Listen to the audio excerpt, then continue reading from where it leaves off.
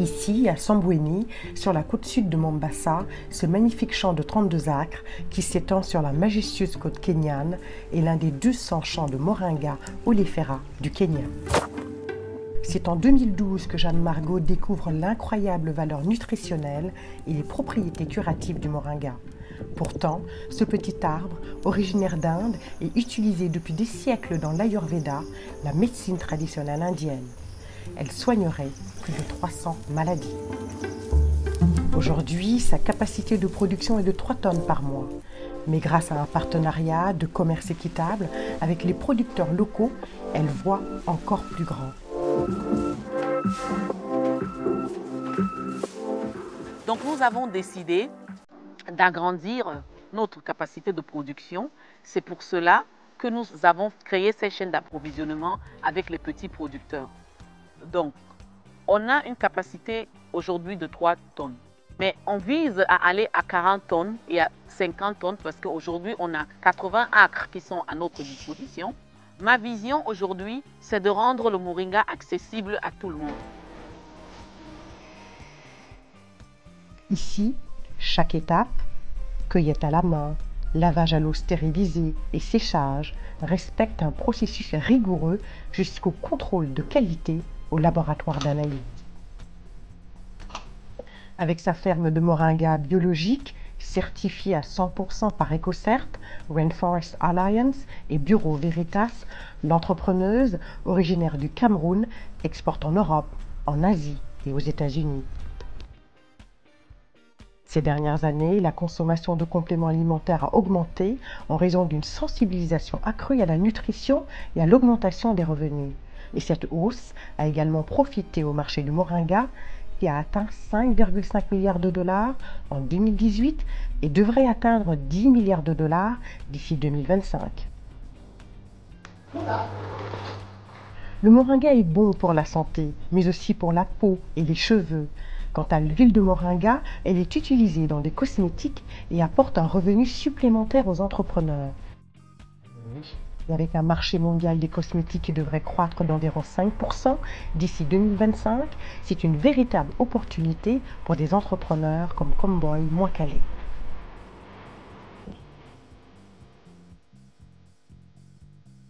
Donc quand vous avez de l'huile de moringa, qui est un excellent émollient, elle scelle parfaitement l'hydratation des cheveux qui restent souples et brillants. Et c'est exactement ce dont les cheveux afro ont besoin.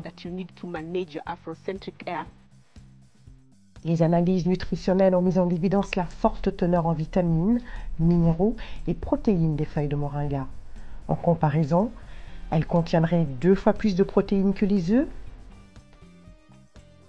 plus de vitamines que les oranges ou les carottes, 4 fois plus de potassium que les bananes et 9 fois plus de fer que les épinards. Aïcha Jasmine Fall est nutritionniste. Elle nous en dit plus sur ce super aliment. Alors, le moringa est très riche en nutriments. Il comporte notamment tout ce qui est calcium, beaucoup plus que le lait. Il paraît 7 fois plus selon certaines études. Du magnésium, du potassium, beaucoup de vitamines, notamment A, D, E, C, et beaucoup d'antioxydants, pas moins de 40 antioxydants et au moins 18 acides aminés. Donc le moringa est un aliment super complet. Il est connu pour être hypoglycémiant, beaucoup le connaissent. Ceux qui connaissent le moringa disent beaucoup que ça fait baisser le diabète, ça efface le diabète. Il est anti-inflammatoire. Le fait qu'il ait des antioxydants prévient les risques du cancer grâce à l'élimination des radicaux libres. Les bienfaits du moringa sur la santé sont de plus en plus reconnus. C'est un marché prometteur. Au Kenya, des femmes entrepreneurs comme Jeanne Margot et Comboy ont une longueur d'avance sur cette révolution de l'arbre miracle. Un super aliment pour leur bien-être et des super revenus pour leur entreprise. Bonjour à tous, j'espère que vous allez bien. Moi de mon côté, ça va, grâce à Dieu. Alors je reviens aujourd'hui avec une nouvelle vidéo parce que je voulais vraiment faire plusieurs séries de vidéos sur des cultures qui ne sont pas très connues au Congo, qui ne sont pas en tout cas mises en valeur au Congo, mais avec des plantes qui existent dans notre pays parce qu'on a un pays qui est riche au niveau de la terre et où à peu près tout peut pousser, mais il y a des plantes comme ça, là, vous avez vu sûrement la vidéo sur l'aloe vera. Il y a des plantes comme ça qu'on ne valorise pas parce que souvent notre agriculture tourne à peu près autour des mêmes produits qu'on mange au quotidien. Mais malheureusement, les agriculteurs, les personnes qui se lancent dans l'agriculture ne se posent pas la question sur les plantes rares mais qui rapportent gros au niveau international. J'ai fait la vidéo sur l'aloe vera. Si vous ne l'avez pas regardé, allez jeter un coup d'œil. L'aloe vera, c'est une plante qui est très recherchée. Et aujourd'hui, j'ai décidé tout simplement de faire la vidéo sur le moringa. Le moringa, c'est vrai que maintenant c'est assez connu au Congo parce que partout dans le monde on parle du moringa et qui est appelé aussi la superfood, le super aliment, parce que voilà, ça se répand un peu partout. Et maintenant, comme un peu vous avez pu le voir sur la vidéo d'avant, il y a de plus en plus de personnes qui recherchent cette plante. Donc la plante qui est considérée comme miraculeuse et qui peut littéralement changer la vie des agriculteurs. Je pense au Congo, comme un peu partout aussi dans le monde, les agriculteurs qui se lancent dans cette culture, ça leur rapporte gros. Donc c'est une plante qui soigne, qui nourrit, qui fait grossir les bénéfices également.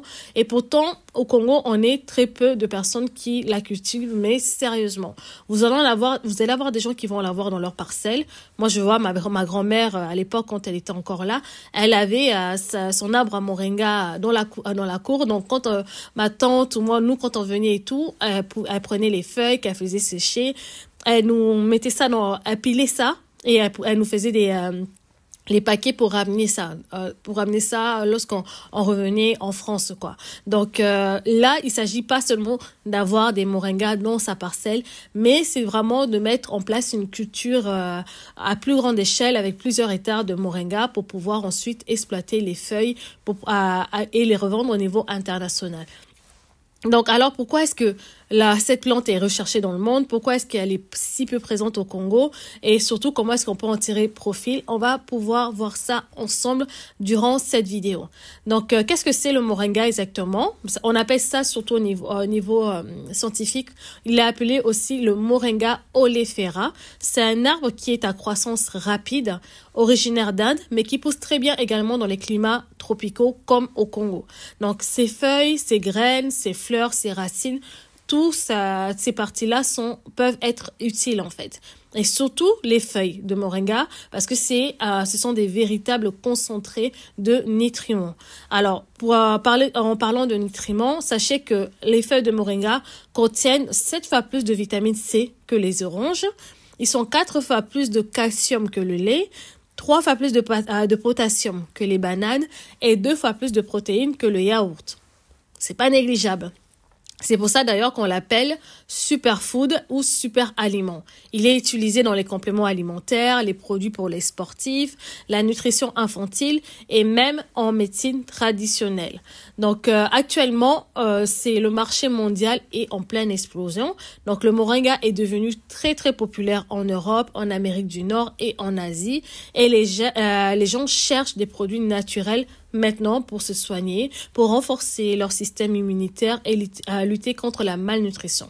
Résultat, le marché mondial du moringa est aujourd'hui estimé à plus de 8 milliards de dollars avec une croissance de 9% par année. C'est quand même gros comme chiffre.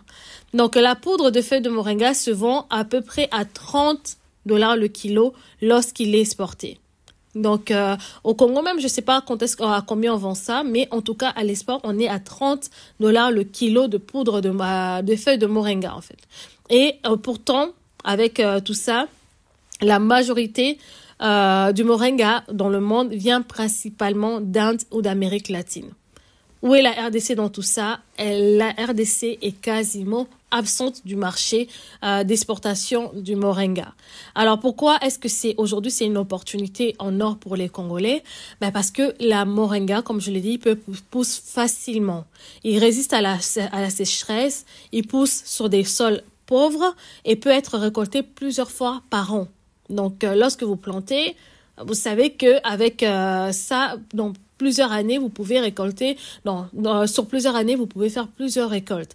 Donc, vous pouvez planter dans votre jardin, dans votre ferme, ou même dans des bacs en ville. Vous pouvez également, si vous êtes en ville, que vous avez quand même des grandes parcelles, n'hésitez pas à mettre ça en bac. Comme vous avez pu le voir un peu dans les images avant, les plants n'ont pas forcément besoin de devenir des grands arbres. À partir du moment où vous avez les feuilles, vous pouvez déjà commencer à récolter. Et vous pouvez vendre les feuilles fraîches, vous pouvez également transformer en poudre, en gélule, en infusion, en thé, en jus. Et vous pouvez même, avec les graines, extraire de l'huile qui est très, très recherchée en cosmétique.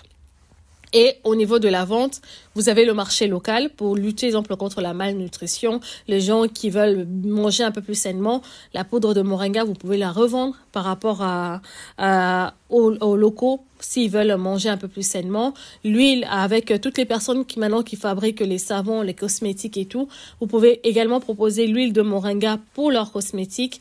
Ou moi, je pense que ça va être intéressant plus, c'est de pouvoir en fait commencer à exporter dans les boutiques au niveau international, les boutiques bio ou les plateformes de e-commerce comme Alibaba ou autres, niveau international, vont rechercher la moringa, que ce soit les graines, les feuilles et tout, ou l'huile et la poudre également. Donc, niveau international, ça peut être un peu plus intéressant pour vous financièrement. Bien évidemment, on veut bien exporter, mais il ne faut pas oublier les locaux qui sont sur place et leur proposer également le produit pour pouvoir leur permettre de manger sainement. Alors pourquoi je pense que le moringa est encore un peu peu connu en RDC, parce que ici au Congo, il va pousser un peu à l'état sauvage. Il y a très peu de gens qui connaissent sa valeur économique, parce que on n'est pas trop curieux d'aller rechercher la valeur de certaines choses et tout. Et il y a du coup les gens, par manque de connaissances, vont pas mettre ça en lumière. Et il y a aussi très peu de filières structurées, oui, qui vont encadrer, soutenir à la transformation du moringa. Et résultat, la plante est vraiment sous-exploitée. Les gens ignorent aussi le potentiel nutritionnel et surtout commercial, alors que le marché est là, est bien réel et surtout avec une croissance qui est rapide. Et si vous voulez vendre au niveau international, je vous invite à contacter l'ANEP, ou qui forment en fait des agents, des commerciaux qui peuvent vendre au niveau international. Contactez-les, ils peuvent vous mettre en relation avec leurs agents qui forment, qui veulent vendre au niveau, trouver des clients. Donc eux, ce qu'ils cherchent, c'est des fournisseurs et les clients. Donc, quelqu'un qui a un produit et ensuite, ils vont le mettre en contact avec le client pour pouvoir vendre. Mais derrière, oui, c'est vrai qu'il faut que il y ait une structure qui puisse exporter facilement. Donc, n'hésitez pas à contacter l'ANEP, la société ANEP. Ils ont également leur page YouTube. Vous pouvez les contacter pour voir comment est-ce qu'ils peuvent vous mettre en relation avec ces agents internationaux d'exportation pour pouvoir proposer vos produits à la vente au niveau international. Si vous savez faire par vous-même, n'hésitez pas non plus à le faire. Donc, pour commencer une culture de moringa, vous pouvez démarrer facilement. Vous avez les graines, les boutures de moringa, facile à trouver dans le Congo central, à Kinshasa, donc à Kwilungongo et toutes ces zones-là, vous pouvez les trouver parce que même si c'est un peu négligé, on en trouve quand même dans notre pays, le moringa. Il vous faut un terrain bien ensoleillé, un arrosage modéré, surtout au début, parce que le moringa pousse plutôt vite et vous pouvez faire vos premières récoltes de feuilles après 2 à 3 mois. Donc, c'est pas négligeable quand même. Si vous plantez 2 à 3 mois, vous avez au moins déjà les feuilles pour pouvoir commencer à les exploiter. Et ensuite, derrière, soit vous décidez de sécher les feuilles à l'ombre, les réduire en poudre et c'est prêt à vendre. Moi, ma mamie, c'est ce qu'elle faisait. Quand on arrivait, elle récoltait les feuilles, comme je vous l'ai expliqué, les réduisait en poudre et elle nous donnait pour pouvoir rapporter ça. Et franchement, on avait des bons paquets et pourtant, elle avait qu'un seul arbre sur son terrain. D'ailleurs, arbre qu'ils ont fini par couper parce qu'ils trouvaient que c'était sale. Moi, j'avais tellement regretté ça. Donc, si vous voulez aussi aller plus loin, vous pouvez créer une marque de tisane, des compléments alimentaires locaux et tout, ou que vous pouvez également vendre à l'exportation pour pouvoir transformer directement votre propre poudre de moringa ou vos feuilles de moringa. Donc, sachez également que le moringa est essentiel pour les éleveurs. Surtout que là, je trouve que plus je me renseigne, plus je vois que nos éleveurs au pays maintenant ne fonctionnent qu'avec les vaccins. Parce qu'on est souvent dans le copier-coller de ce qui se passe en Occident. On oublie que avant, nos parents faisaient des élevages de façon naturelle. Ils n'avaient pas forcément les vaccins. Ils n'avaient pas des formules d'alimentation parce que voilà, ils avaient un autre savoir. Et maintenant, ce savoir-là, c'est un peu perdu. Maintenant, les éleveurs font tout à base de vaccins, de formules alimentaires, et ils en oublient les plantes, en fait, les plantes qu'on a dans la nature qui aident également dans l'élevage et dans différentes choses qu'on peut faire lorsqu'on a une ferme et que surtout on veut travailler de façon bio. La moringa fait partie des plantes qui peuvent aider surtout pour les animaux au niveau de l'élevage. Il va améliorer l'immunité de vos bêtes, accélérer la croissance, réduire les maladies et peut même remplacer une partie de l'alimentation de vos animaux. Donc, c'est une solution qui est naturelle, locale, économique pour améliorer la santé et la rentabilité de votre élevage. Donc, n'hésitez pas à planter ces arbres dans votre ferme si vous le pouvez et donner ces feuilles-là après à vos bêtes pour pouvoir booster leur santé. Donc, en gros, vous l'avez compris, le moringa, c'est notre mine d'or. C'est une mine d'or verte. Donc, que vous pouvez exploiter. Il va soigner, nourrir, enrichir et pousse déjà chez nous. Donc, vous avez juste à améliorer les choses, à planter en grande quantité pour pouvoir vous assurer d'avoir quand même des quantités qui vont être assez élevées pour pouvoir proposer à la vente, surtout si vous voulez toucher l'international.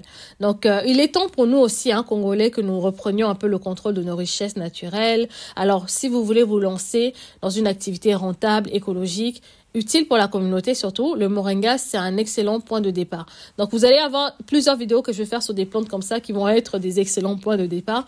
Mais en faisant des recherches, je trouve que c'est vraiment pas mal parce que là, je regarde vraiment des plantes qui peuvent pousser chez nous ou bien qui sont déjà chez nous, mais qui sont négligés. Donc, pour les mettre en lumière et pour aider les personnes qui veulent se lancer. Voilà, oui, on a le pondou, on a plein de choses à récolter, mais n'oubliez pas ces plantes-là, parce que quand on regarde niveau exportation, niveau nutritionnel et tout, c'est des plantes que vous pouvez commencer à cultiver pour pas cher, mais qui peuvent vous rapporter gros, surtout au niveau international, quoi. Donc, n'hésitez pas à vous lancer. Donc, dites-moi si vous connaissez, vous, déjà des plantations de moringa à grande échelle au niveau du Congo. Et si vous connaissez des sociétés également qui exportent déjà cette plante au niveau international ou pas. Personnellement, je n'en connais pas, c'est pour ça que d'ailleurs je fais ce genre de vidéos parce que j'ai pas encore vu vraiment parler de ces différentes plantes dont vous allez entendre parler sur la chaîne au niveau du Congo. On entend beaucoup dans d'autres pays. Le Sénégal, c'est beaucoup avancé. Les Sénégalais, ils sortent vraiment de leur zone de confort pour proposer des choses qui vont être vendues au niveau international. Mais au Congo, on reste un peu dans notre zone de confort. On reste dans notre zone de confort et je pense aussi c'est par rapport des fois aussi à un manque de savoir de comment est-ce qu'on va cultiver ça. Donc les gens vu qu'ils connaissent pas trop, ils se lancent pas. Donc voilà, n'hésitez pas à me dire ce que vous avez pensé de la vidéo, à liker notre vidéo, à vous abonner à la chaîne si c'est pas encore fait. Et pour les personnes qui viennent de s'abonner, je vous souhaite une bienvenue en passant. Et les anciens, comme toujours, je vous remercie pour votre soutien. N'hésitez pas à partager la vidéo à un agriculteur, à un entrepreneur congolais ou à quelqu'un qui réfléchit peut-être à se lancer dans le domaine. N'hésitez pas à partager cette vidéo, ça nous permet aussi d'avoir un peu de visibilité et nous encourager à continuer à vous proposer des contenus. Prenez soin de vous, de vos familles et je vous dis à bientôt pour une nouvelle vidéo. Au revoir.